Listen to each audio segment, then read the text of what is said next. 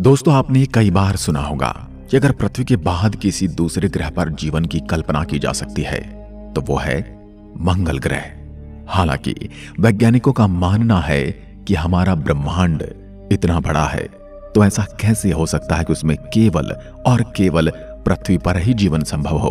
उनके अनुसार ब्रह्मांड पर और भी ऐसे ग्रह मौजूद हैं जिसमें जीवन पनपता है, जीवन जिया जाता है, और वो हमारे जैसे हैं या नहीं ये तो नहीं पता, पर वो जीवित अवश्य होंगे।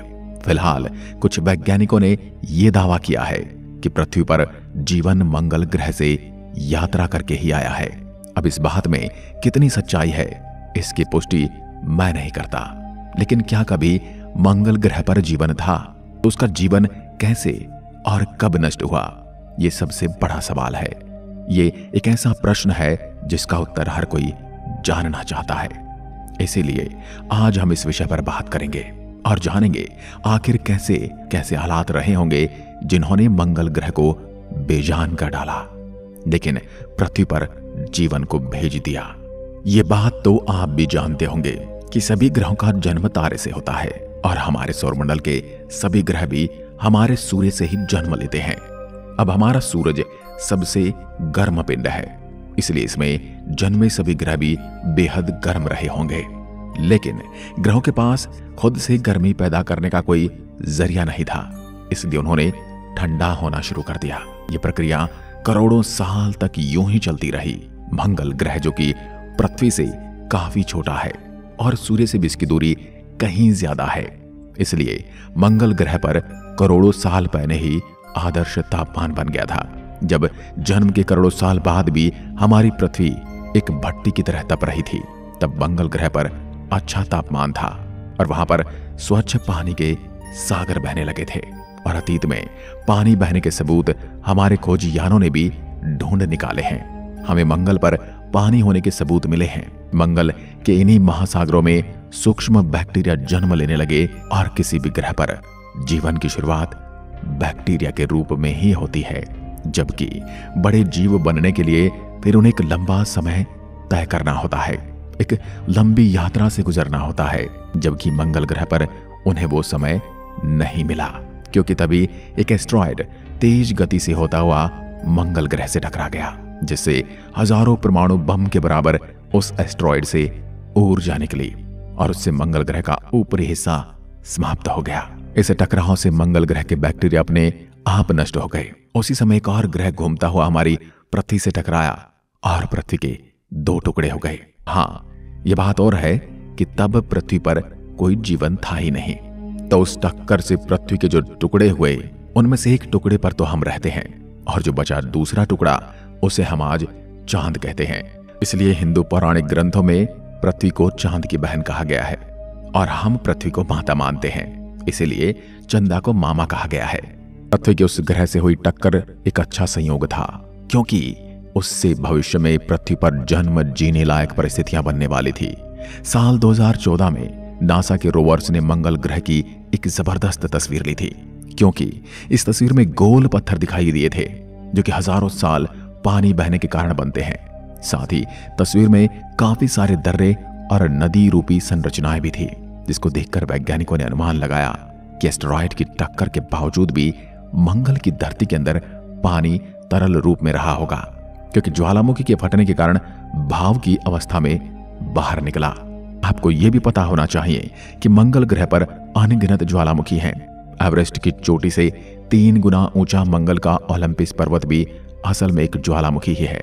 जलवाष्प के रूप में ज्वालामुखियों ने जब पानी बाहर फेंका तो मंगल पर बादल बने, जिससे बारिश हुई, जिससे एक बार फिर से मंगल ग्रह पर जीवन पनपने लगा। लेकिन ये दूसरी बार पनपने वाला जीवन भी यहाँ लंबे समय तक नहीं चल सका, क्योंकि सूर्य से ज्यादा दूरी होने की वजह से मंगल ग्रह तब काफी ज्यादा ठंडा हो गया था और उसका पानी बर्फ में जम गया था।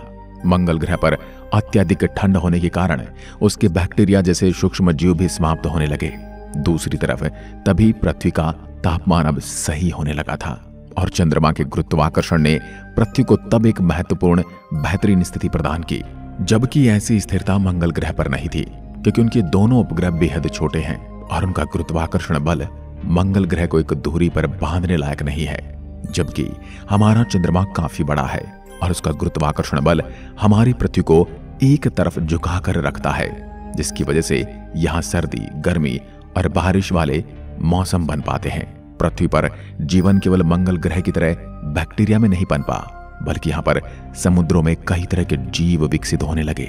लेकिन तब पृथ्वी के पास ओजोन परत नहीं थी, तब कोई भी जीव समुद्र से बाहर नहीं रह सकता था। लेकिन पृथ्वी पर आदर्श तापमान की वजह से बैक्टीरिया का निर्माण हुआ, जो सूरज की गर्मी को सहन कर सकते थे। उस अनोखे घटनाक्रम के जरिए बैक्टीरिया जीवन के लिए एक बेहतरीन पदार्थ का निर्माण करने लगे, जिसे हम ऑक्सीजन कहते हैं। तब पृथ्वी पर मंगल ग्रह से कहीं ज्यादा ऑक्सीजन बन गई थी, और जब सूरज की घातक अल्ट्रा वायलेट किरणें ऑक्सीजन के अणुओं पर गिरी, तो ऑक्सीजन के दोनों परमाणुओं ने अलग होकर ओजोन परत का निर्माण किया, और पृथ्वी के चारों ओर ओजोन की मोटी परत बन गई, जो सूर्य से निकलने वाली घातक किरणों को सोखने का काम करने लगी। अब पृथ्वी का वातावरण काफी अच्छा हो चुका था, और यहाँ के जीवों ने समुद्र के बाहर निकलकर धरती पर रहना आरंभ कर दिया था। मंगल को जीवन पनपने के मामले में पृथ्वी तब बहुत पीछे छोड़ चुकी थी, क्योंकि मंगल पर आधा अधूरा जन्मा जीवन पूरी तरह समाप्त हो चुका था। लेकिन धरती पर विशाल डायनासोर रहने लगे, जिन्होंने 16 करोड़ साल पृथ्वी पर राज किया। लेकिन यहाँ लंबे समय तक राज करना भी आसान नहीं था। इसलिए एक उल्कापिंड के गिरने से उन विशाल डायनासोर का भी अंत हो गया। इस उल्कापिंड ने पूरी दुनिया में तबाही मचाकर रखती थी, और तापमान भी बहुत ज्यादा हो गया था। हजारों साल तक आसमान से आग की बारिश हो रही थी, और एक बार फिर पृथ्वी पूरी तरह से तबाह हो चुकी थी। आज से 6.5 करोड़ साल पहले धरती पर हर तरफ नर्क जैसा मंजर दिखाई दे रहा था। लेकिन ये घटना हमारे लिए एक वरदान साबित होने वाली थी, क्योंकि अगर डायनासोर का अंत नहीं होता तो हम यहाँ नहीं होते। उनके अंत के साथ ही स्तनधारी जीवों की प्रजाति को आगे बढ़ने का मौका मिला। पीढ़ी दर पीढ़ी उनमें कई तरह के बदलाव देखने को मिले, और करीब 6 करोड़ साल चले। इस बदलाव की वजह से इंसान जैसे बुद्धिमान प्रजाति का जन्म हुआ। जहां पहले डायनासोर अपनी ताकत के दम पर राज करते थे, वहीं अब इंसानों ने अपनी बुद्धिमानी के दम पर राज करना आरंभ कर दिया। हमने यहाँ मौजूद हर साधन का इस्तेमाल करना सीखा, और आज हमने इतनी तरक्की कर ली है कि धरती के किसी भी प्राणी का आसानी से खात्मा कर सकते हैं। दोस्तों, ये तो आप मानते ही होंगे कि जीवन की संरचना आसान नहीं है, क्योंकि जीवन केवल ऐसे ग्रहों पर पनपता है जहां परिस्थिति आदर्श हो और तापमान इतना आदर्श हो कि जल तरल अवस्था में रह सके, जहां हमारे चांद जैसा एक बड़ा उपग्रह भी हो जो अपने ग्रह को एकदम स्थिर रखे, जहां ओजोन लेयर हो जो सूरज की हानिकारक किरणों से बचाए रखे, और जिस ग्रह की अपनी चुंबकीय शक्ति भी हो, ताकि सौर तूफान के जीवन सुरक्षित रह सके। भले ही दोस्तों ब्रह्मांड में अरबों ग्रह हों, लेकिन हमारी पृथ्वी जैसी आदर्श परिस्थितियां बहुत कम ग्रह पर रही होंगी। हाँ, ऐसा भी नहीं है कि इस ब्रह्मांड में केवल हमारा ही ग्रह ऐसा है जहां अच्छा तापमान है, लेकिन उन ग्रहों पर एलियन भी वैसे ही राज करते हैं जैसे हम पृथ्वी पर रहते हैं। जब तक पृथ्वी पर आदर्श परिस्थितियां रहेंगी तब तक हम इंसान ऐसे ही रहेंगे, लेकिन हालात भी ऐसे कब तक रहेंगे? क्योंकि ऐसे अनेक कारण हैं जिससे फिर से पृथ्वी के हालात बिगड़ सकते हैं, ठीक वैसे ही जैसे 6.5 करोड़ साल पहले हुआ था। और डायनासोर की तरह हमारा भी खात्मा हो जाएगा। क्या पता किसी एस्ट्रॉयड से हमारी पृथ्वी टकरा सकती है, या फिर किसी घातक वायरस से हमारा अंत हो सकता है, या फिर हम इंसान ही परमाणु बम और जैविक हथियार का इस्तेमाल करके जीवन का खात्मा कर सकते हैं। दोस्तों, कभी ना कभी पृथ्वी से जीवन खत्म जरूर होगा, लेकिन यह भी सच है कि हम इंसानों का पूरी तरह से इस धरती से सफाया नहीं होगा, क्योंकि अभी हम इंसान इस धरती पर केवल 2 लाख सालों से ही हैं, जबकि यहाँ जीवन अरबों सालों से, जिसमें पृथ्वी ने हजारों मुसीबतों का सामना किया है और अनेकों बार यहाँ जीवन नष्ट हुआ है, लेकिन फिर भी यहाँ जीवन पनपा है। यानी जीवन हालात के हिसाब से खुद को बदल लेता है।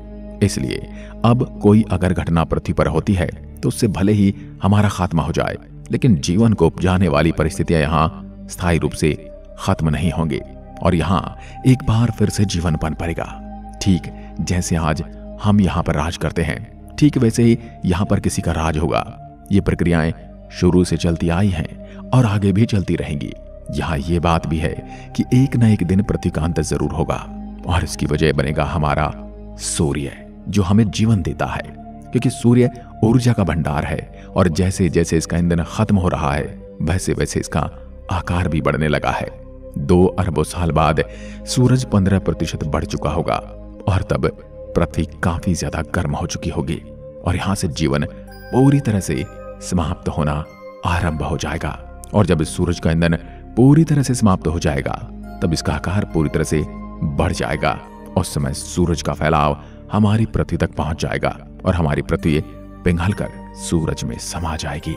इसलिए मैं इतना ही कहूंगा कि हमारी पृथ्वी अमर नहीं है और जिस तरह किसी भी चीज का जन्म होता है ठीक वैसे ही हमारी पृथ्वी का भी जन्म हुआ है और जिसका जन्म हुआ है उसका अंत अवश्य है। आज की वीडियो में बस इतना ही। अगर वीडियो पसंद आए तो लाइक कीजिए और ऐसी वीडियो देखने के लिए हमारे चैनल को तुरंत सब्सक्राइब जरूर करें। धन्यवाद।